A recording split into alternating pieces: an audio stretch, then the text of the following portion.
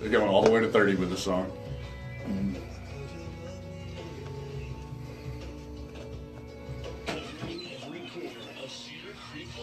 Good enough. You're gonna like this.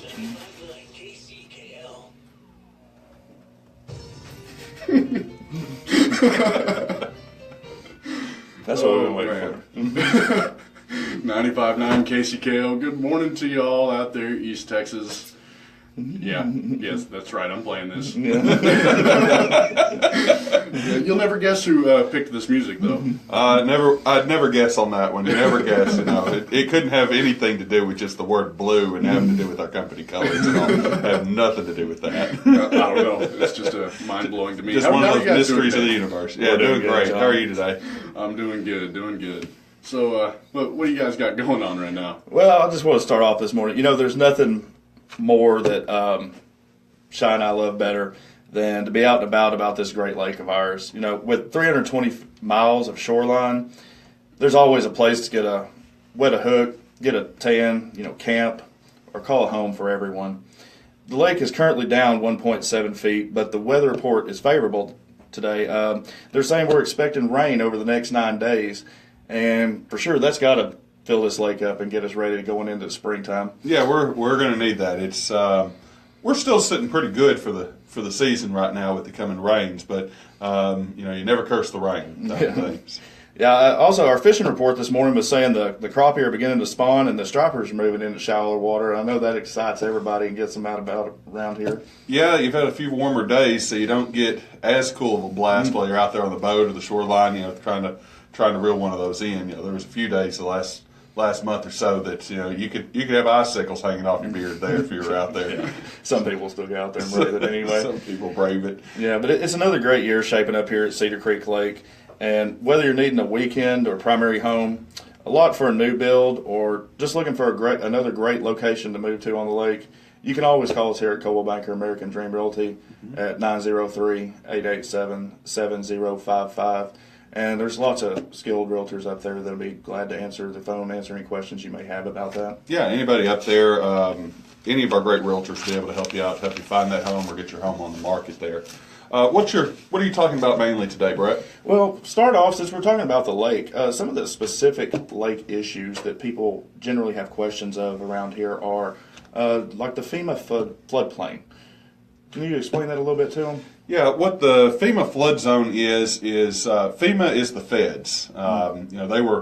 They were part of the whole New Orleans hurricane thing a few years ago. You might have heard of like the FEMA trailers, things like that. So great federal organization there. And one of the things they do is they set up areas and determine what constitutes a flood area based on how often they think it's going to flood. One thing you'll hear is like the 100-year flood zone type of thing. That they figure it's going to have some form of devastating flood once every about 100 years or so. And so they label it that, and it's something that insurance takes into account for insuring a property, determining whether they need an extra rider for flood insurance or how they're going to insure that. Lenders also look at that because they want to be sure if they have a loan out that they have they reduce their risk as much as possible. They're going to have flood damage.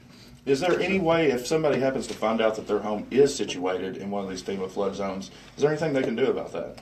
Yeah, there are some of the surveyors around who are skilled with the FEMA paperwork, and they do everything according to the FEMA rules, according to the laws. There's certain rules that FEMA has that a surveyor can go through, a certain process, and have it reevaluated what it will actually be as far as the flood zone, and determine whether your property can or cannot be taken out of that flood zone. Which, if it is, that can reduce your monthly insurance payments whenever you have that mortgage, or just after you pay off the mortgage. You just have your regular flood insurance, and can also help ease up on getting that mortgage, depending on who your lender is. Mm-hmm. We often hear about our 322 line and our 325 line here on the lake. Is that anywhere tied in with that flood area? It is a little bit. Sometimes that FEMA flood zone extends past that. 322 is typically, this is 322 feet above sea level. And that is what is considered the normal full level of Cedar Creek Lake. So where you see the lines on the boat dock pylons and on the retaining walls where the water's at, that's going to be pretty close to 322 feet above sea level. Now you have what they call the 325 line. You'll hear this pretty common. This is an area that is surveyed off around the lake that Tarrant Regional Water District, they own up to that property. And so that's their land. Just like you buy your land, they buy their land. They own that. And so in the case of, drastic rain, flooding, things like that, all types of mechanics and engineering go into this. But it's figured basically with the rate at which they can open the spillway and the capacity of the lake, that as it rises from 322, by the time that it gets to 325, they can control the increase of water, the increase of water level, and they can start to reduce that using the spillway and other measures to keep it from just getting out of control, damaging the dam, things like that. So technically, up to that point, if Tarrant Regional wanted to, they can flood the lake up to that point and not be liable really for any damages to property. So in that means that if you buy a lot, you get the use below the 325 line, but they want you to build your house above that 325 line. They don't want you building the actual living structure down below that. We also have a few places around the lake that actually have a 330 line, and it isn't so much about that is exactly where 325 feet or 330 feet is exactly above sea level. That is the actual surveyed line for that back in the 50s, 60s when they were setting up the lake. So if you took your tape measure and went down to Galveston and measured up from the ocean to there, it may not be exactly at 325 line. And just because you come in there and you think, okay, that's at that, well, I'm just going to bring in dump trucks full of dirt and I'm just going to raise my house platform up to 350 and build my house. I'm out of that. No, that survey line is still there no matter how high or how low you build that dirt platform. Well, you were talking about that they own that property up to this 325 line, and you're not allowed to build a structure down below this. Now, I've personally seen, being around this lake, that there are some houses that maybe their surveyors or contractors didn't pay as close of attention to this line, or maybe these were homes that were built a long time ago, maybe even before the lake came in, that just happened to be sitting below this line. Is there anything they can do about that? Yeah, there are certain houses that were built prior to 1988 that were built over this line. Now, it's not 100% guarantee, but it's pretty well that if the house was built before 1988, and this line, this survey line of this 325 flood line comes up through the house, that you can get into negotiations and possibly purchase that footprint of the house where it sticks over that 325 line from Tarrant Regional Water District. They will consider that sale. Now, if your house was built after 1988 and it was built over that line, highly unlikely that you're going to be able to purchase that footprint. Well, if they're not able to purchase, what can they do about their home then? What Tarrant Regional will do is they will consider a lease of that footprint. You'll get your surveyor out there, figure out the square footage, get the realtors out there, do some market analysis, figure out what that specific footprint is worth, and they can negotiate a lease with you, maybe up to like a 99-year lease, to where you have full possession of that footprint and use of it, but you don't technically own the title. You just lease that portion.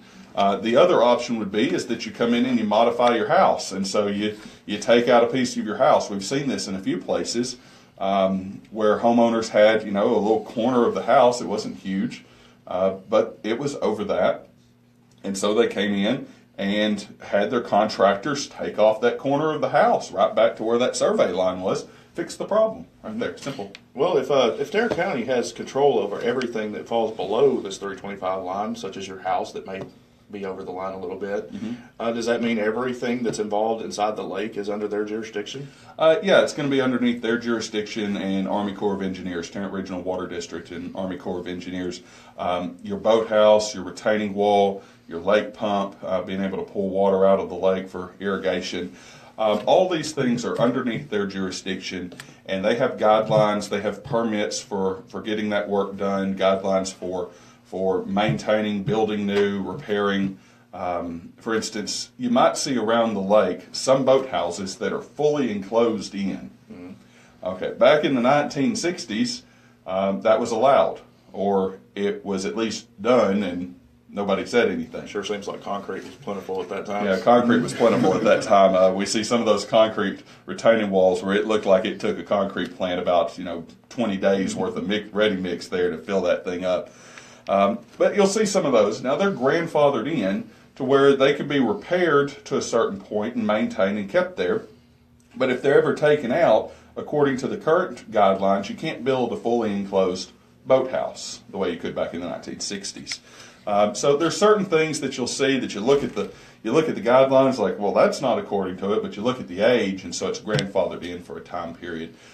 These things are under Tarrant Regional's jurisdiction. They have the say on it, but at our office we have printouts of their regulations and their permits and how they go about setting their standards. So they're pretty well unified and really good to work with. They have their offices right up there on the spillway.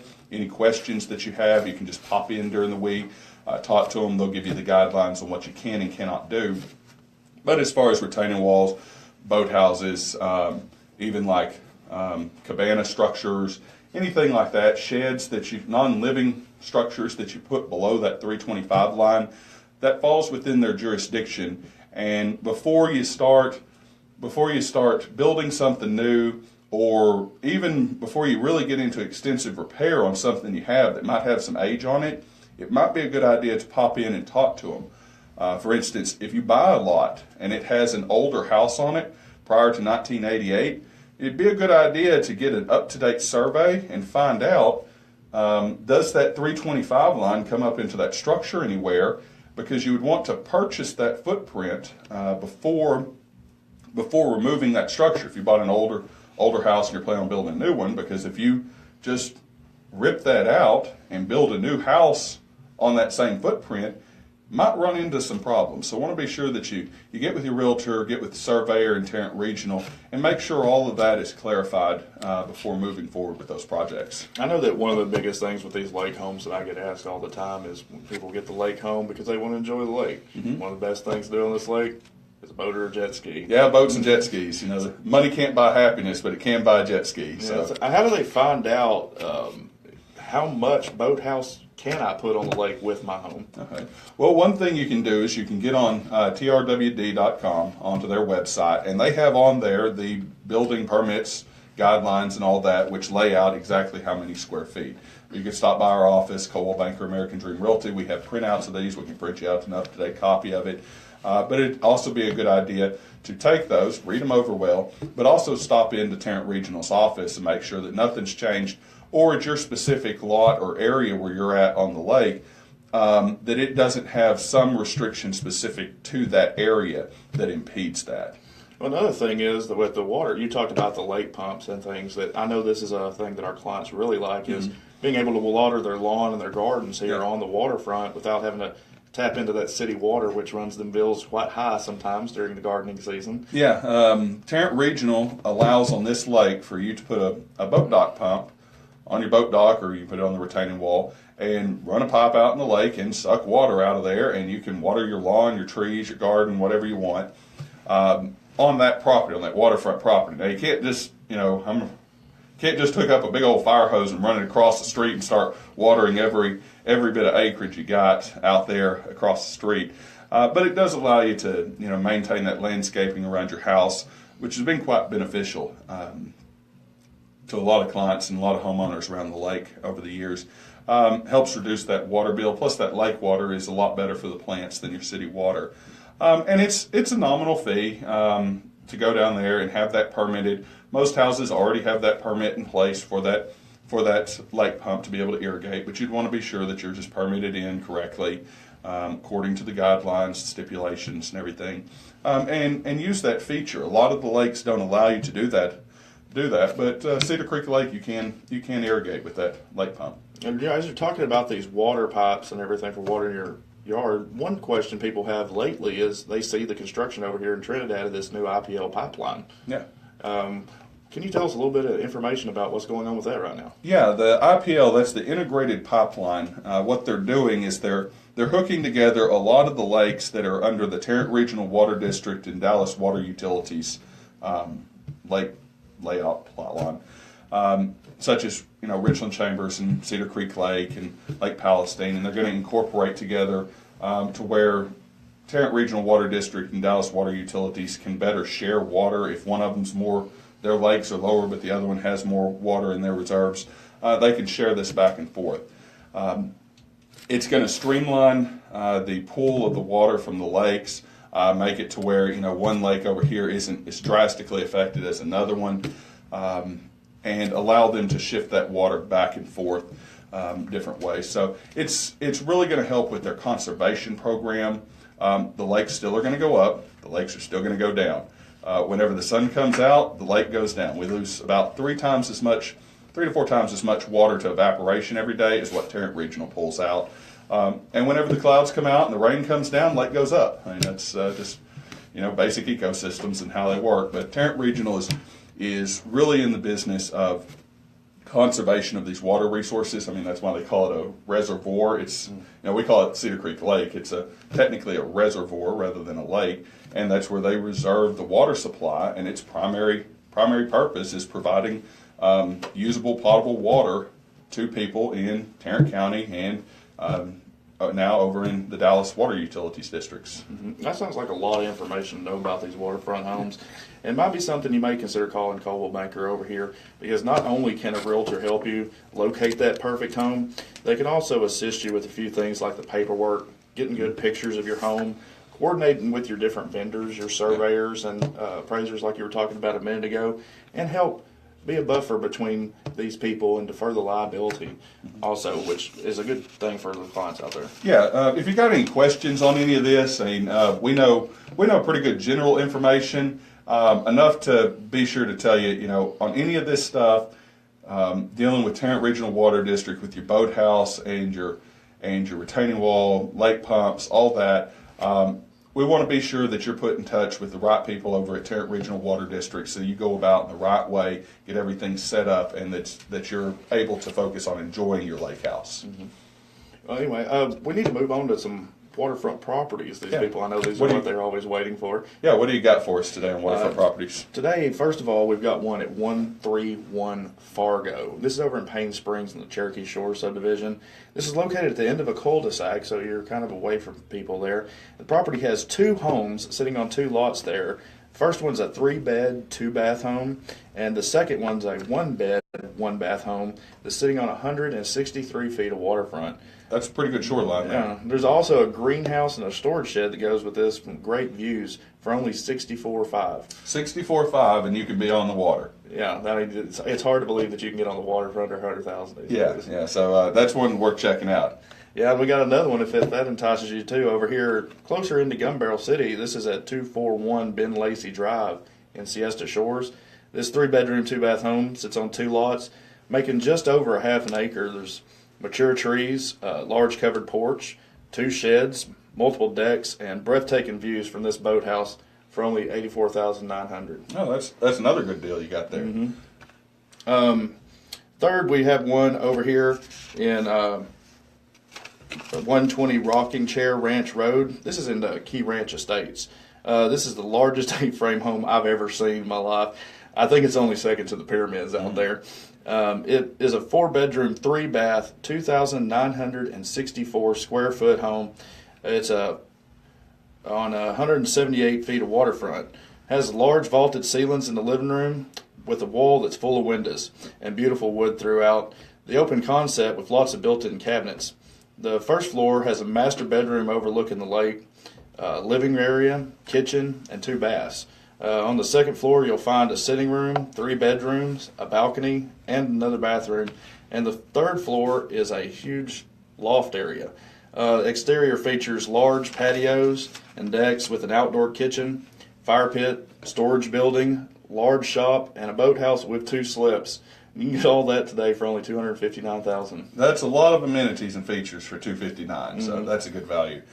So yeah, it sounds like we got some pretty good properties that are available, but right now, we're at a pretty low on waterfront inventory. So if you're wanting to get your house on the market, now is the time to start getting that house. Start talking to your realtor what you need to do to get it on the market today. Because coming into this sale season, I think we're going to have a pretty good sale season, and with that low inventory, that can be a good advantage if you're looking to either move up, change where you're at on the lake, or you've had your time and it's time for somebody else to enjoy it. And we're seeing lots of people wanting to get out there this week and get ahead of their competition. Okay, so if they want to get their house on the market, how do they get a hold of you, Brett? As always, you can call me at 903-340-6301. And if you like our show or any of our videos, be sure and go to YouTube and hit the subscribe button. Sounds good. And this is Shai at 903-340-6159. Or you can give our office a call at 903-887-7055. And any of our wonderful realtors up there at Coldwell Banker American Dream Realty will be more than happy to help you out. Sounds great. Thanks for having us, John. Yeah, no problem. All right, folks, you're listening to 95.9 KCKL, and stick around shortly for the Trading Post.